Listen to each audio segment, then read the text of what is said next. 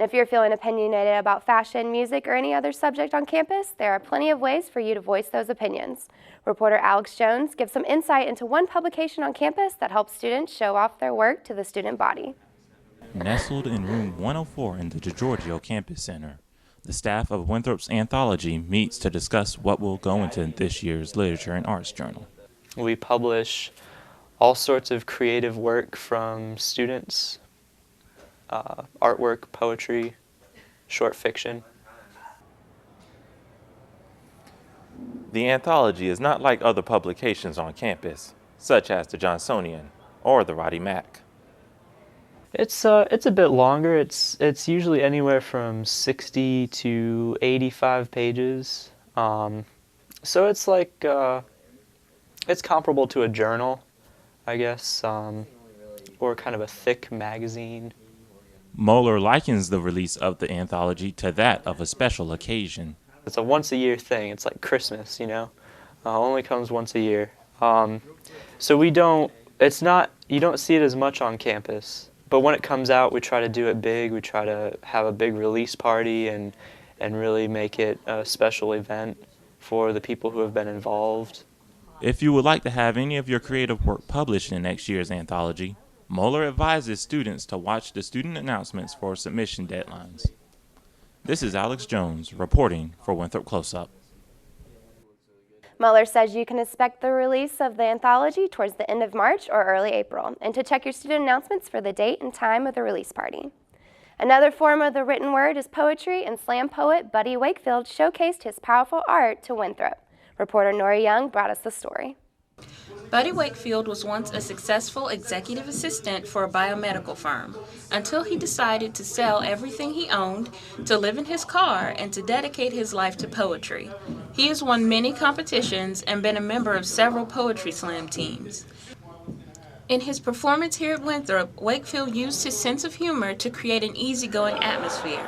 Much of his material touched on homosexuality in our society and ignorance in his hometown in Texas. I think the show was really awesome. He had us really relaxed, and it was a very comfortable environment. And even though he was speaking about controversial topics, he still made us feel very comfortable and very relaxed. Me being a lesbian female myself, I loved it because there's a lot of things that we go through and we endure that people don't really understand. So I felt like he touched on those areas and also kept it general. And like he says, about the universe, wisdom is knowledge, and knowledge is power. But despite the gray area topics, Wakefield gave a funny and relatable performance that got his message across in a non-threatening way. It looks like Buddy Wakefield definitely opened up some minds with his unique personality and poetry. With photographer Alex Jones, I'm Nora Young reporting for Winthrop Close Up. If you missed the show but wanted to catch Buddy's next performance, you can check his tour schedule at buddywakefield.com/tour-info. Music can contain powerful words as well. Hip-hop culture has long been associated with fat beats and sick rhymes. Reporter Timothy Coco looks at one filmmaker who found the correlation between hip-hop violence and a search for manhood.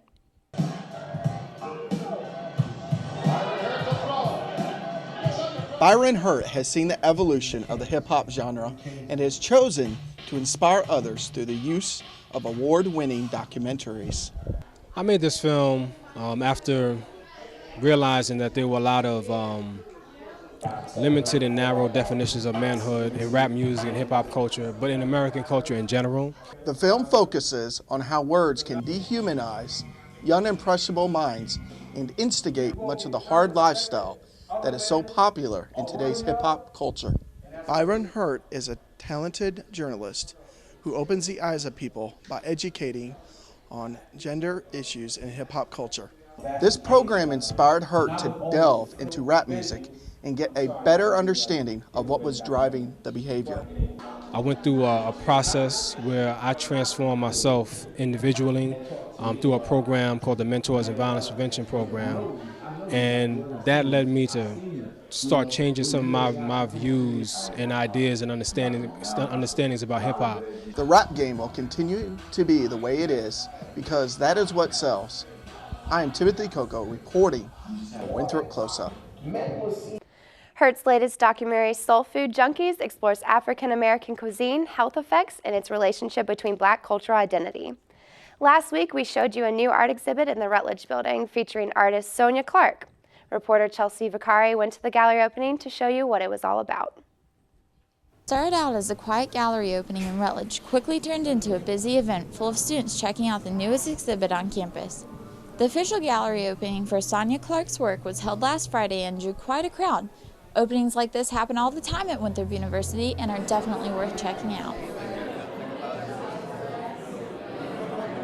When we change out exhibitions, we like to celebrate when they first open.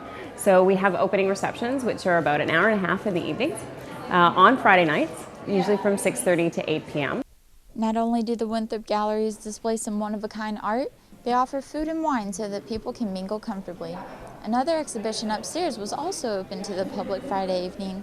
Senior Grayson Smith, who works in the Winthrop Gallery, says he wishes more people knew about these events and would come out to see them. He says you just might be surprised with the caliber of artists coming through Winthrop University. I think when you can experience different kinds of artwork or design or even a performance and things like that in person, it makes a really, really, really large difference. You can figure out what other events are going on in the art department by liking Winthrop Galleries on Facebook or by visiting their webpage. This is Chelsea Vicari reporting for Winthrop Close Up. Be sure to keep up with gallery openings throughout the year, and remember some of them even count as cultural events. That's a wrap for Arts and Entertainment this week, but tune in next week for more creativity on campus. Now let's hand it back to Brianna and Crystal for a look at what's happening around the world. That's it for local news. Now it's time for news from around the world. North Korea appears to be conducting its third underground nuclear bomb test. According to a U.S. Geological Survey report, a seismic disturbance was centered near the site of the regime's two previous nuclear tests. The UN Security Council has demanded that the country end its nuclear and ballistic tests. Testing continues on the grounded Boeing 787. Officials are using a board's specialized equipment to record how the plane's two lithium-ion batteries are performing. Engineers are looking for what caused a battery fire in Boston last month. The incident triggered the grounding of all 50 787s across the world. Pope Benedict XVI is resigning and will be stepping down by the end of the month. A pope has not resigned in over 6 centuries. The cardinals will go into conclave on March 1st and hope to have a new pope in place by March 31st. The papal spokesman promised that there will be a new pope by Easter. Mountain Dew is headed to the breakfast menu. PepsiCo announced plans to roll out a new fruit-flavored Mountain Dew beverage called Kickstart. It's a mix of juice and Mountain Dew that offers 92 milligrams of caffeine for a 16-ounce can. That's much less than an energy drink or a cup of coffee. Kickstart will hit stores February 25th. That's it for this week's Winthrop Close Up. If you have any suggestions or story ideas, shoot them on over at the email listed below. And stay in touch by following us on Twitter at Winthrop Close Up. See you next week.